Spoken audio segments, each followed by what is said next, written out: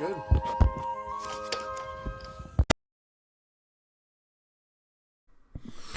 Good morning. This is Justin from The Forge, and I am going to teach you today how to make a tasty, healthy, and affordable breakfast.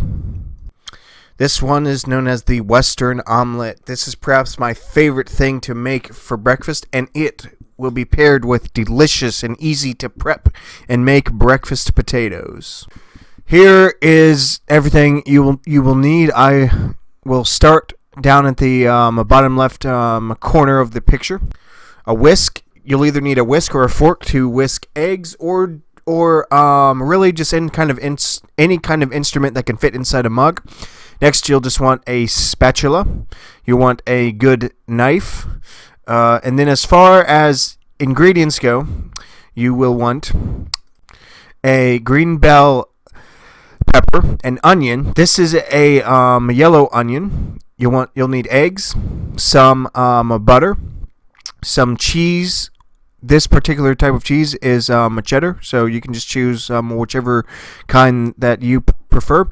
And then ham, lunch meat ham. And the reason I chose lunch meat ham because it's cheap and affordable, and you can cut it up really easy, as I will show you. Then you'll just want some cooking oil, a cheese grater, and a cup to whisk your eggs up in. Oh, and a cutting board. Then you'll just want a good skillet. So, let's move on. I would like to add in very quickly that it costs you roughly $2 to make this entire meal once you have all the ingredients on hand. That's pretty cheap and affordable. It's significantly cheaper than getting something quick at a fast food restaurant. So, let's begin.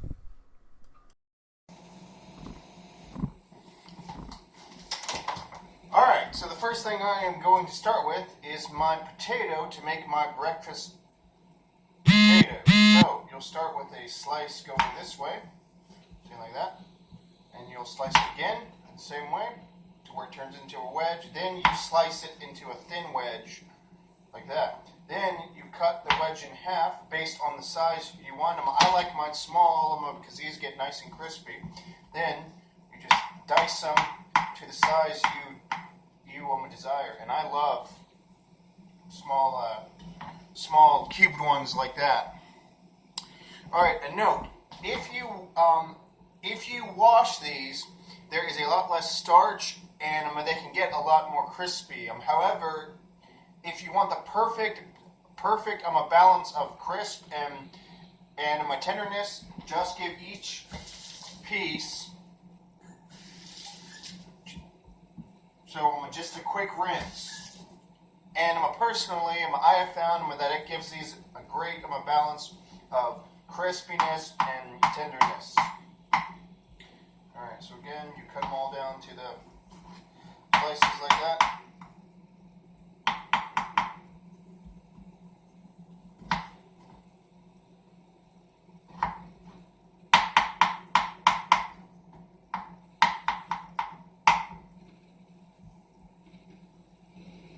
I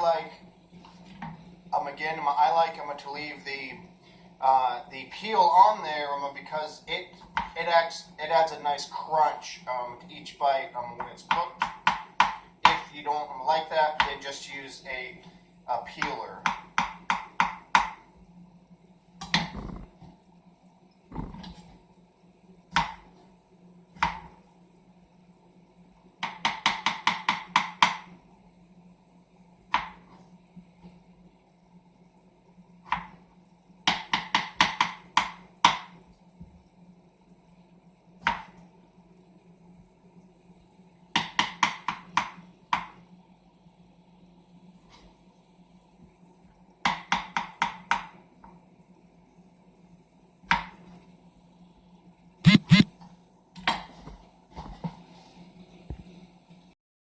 And when they are done, we can start to cook them while we prep the rest of our omelet. So, you take a small skillet such as this one. This is a 6-inch skillet. I use olive oil. Give that a nice little drizzle. Then get the pan nice and coated. And then I like to cook these on medium. All right, so stacked up. I have four pieces of lunch meat ham, and this stuff is fantastic for an omelet. Because watch this. So you slice it like this first. Check that out, and then you go across like this, and you make ham cubes. And these are fantastic for throwing in your skillet.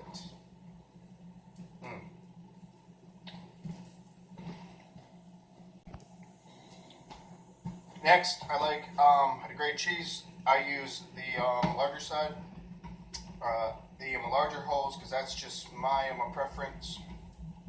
And I'm going to grate about half this block. And I'm definitely going to save some for later for another meal. Boom, that's easy and simple. Now, to make a proper Southwestern omelet, you are supposed to have bell pepper. I am actually planning to use these later, or my wife is, to make stuffed peppers, so I'm just going to use the top, which is fine for what I'm need it for. So as you can see, it's just the top ring, and you slice it and dice it, just like we did the potatoes, if this is how you want them. Again, I love all my stuff diced when it goes into an omelet. Excuse my technique. Probably isn't the best with chopping technique, but this is an old, not very sharp knife, but it does what I need it to.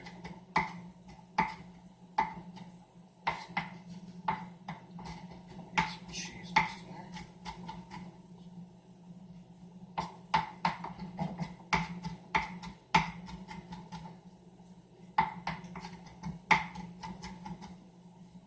Alright, boom, those are my peppers done. So last, you will take your onion. Okay, so here's something I learned from watching Gordon Ramsay. You cut around the root, which is this part, and you don't bleed the root, and it doesn't bleed your eyes. So I'm going to just cut around it like that, and that is all I need for this omelet. I always discard this outer piece, so when it comes to omelets, and then you just dice an onion. How do you dice an onion?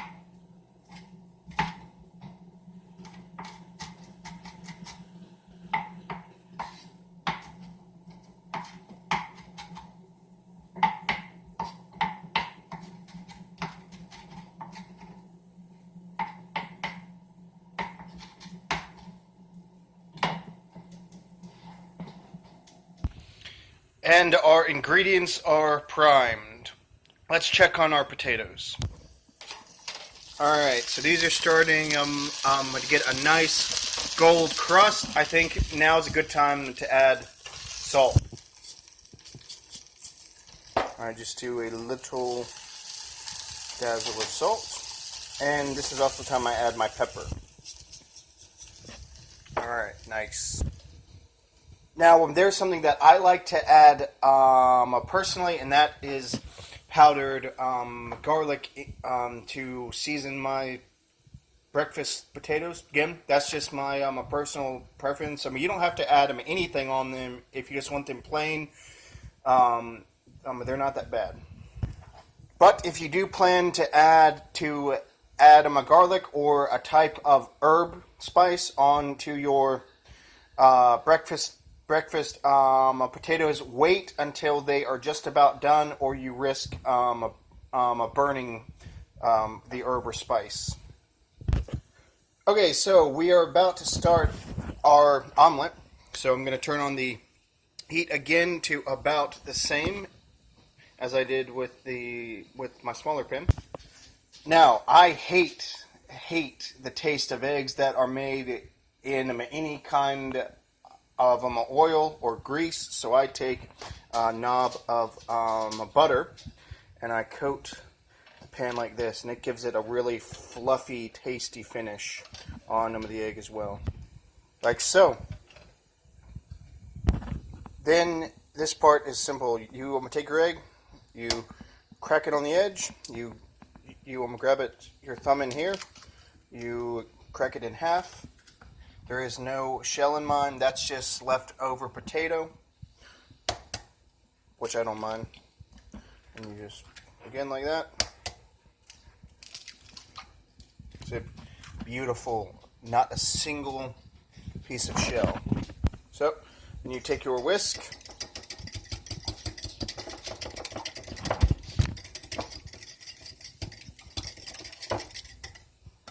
that is the consistency you want in when you prep an omelet. Alright, and back to our potatoes. They're starting, ooh, check that out, that delicious golden crust. These are, I'm just about done, so I'm going to add my garlic.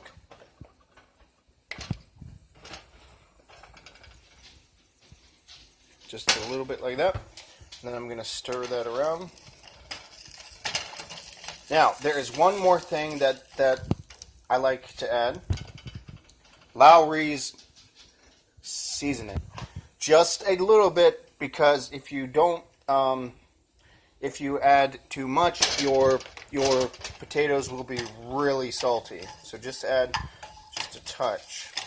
Again, that's just a preference, but I think it makes them delicious. All right, again, test your skillet with a quick splash of water, and this is ready for cooking on. So I'm going to take my cup and just pour it in, kind of in the center. That was a terrible technique, but you get the idea. It's going to round itself out. Thank you, gravity. Go ahead and take out these excess potatoes. All right. Now, an omelet is very easy to overcook, and then it turns into something akin to a rubber and plastic-like. I don't like that. If you do, great. But so, the goal when I'm going to make an omelet is there are, I believe, 3 flips, 3 folds that turns into. So first, you cook the one side here, like this, and once this egg shape starts to turn solid, which it's not quite there yet, it's still quite liquidy, that's when you flip it. Oh, check that out. We have some grip. We're going to fold it, and I'm going to flip it.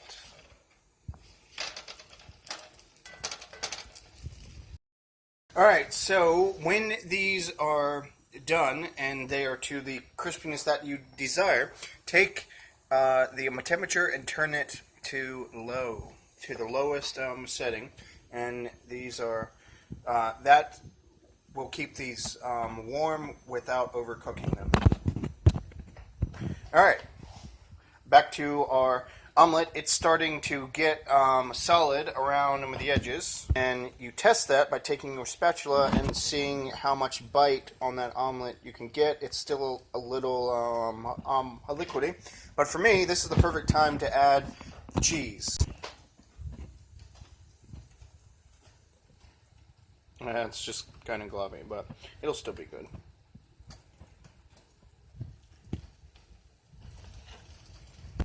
Well, and I have some bite here where I can actually grab it. That means you can add the rest of your ingredients.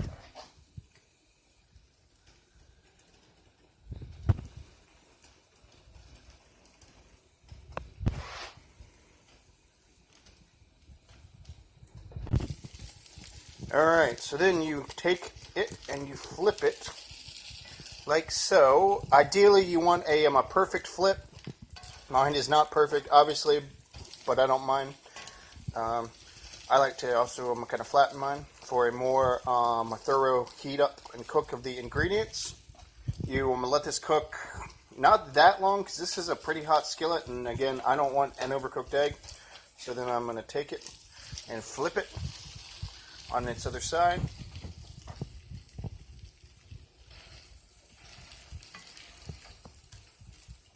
And to see if the inside white is done, you can actually take your spatula and cut into your omelet, or I'm going to cut mine in half, especially because this can be an omelet that serves two. And that is just about done. Again, this is a note of a preference. If you like your whites cooked, so I do, then you wait longer. But if not, this is a perfectly safe omelet to eat. I gave mine one more flip, and it has a golden crust. Again, that's just another personal preference. You don't have to do that. And these are done. So I'm going to turn off the heat and plate all this. And voila, we are done. Not the most appetizing. It kind of fell apart as I grabbed it, but that was how I grabbed it, not how I cooked it.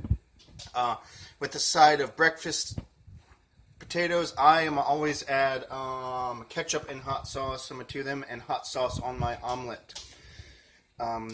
This is a very tasty omelet. It is filled with the fats that you need, carbs, and proteins.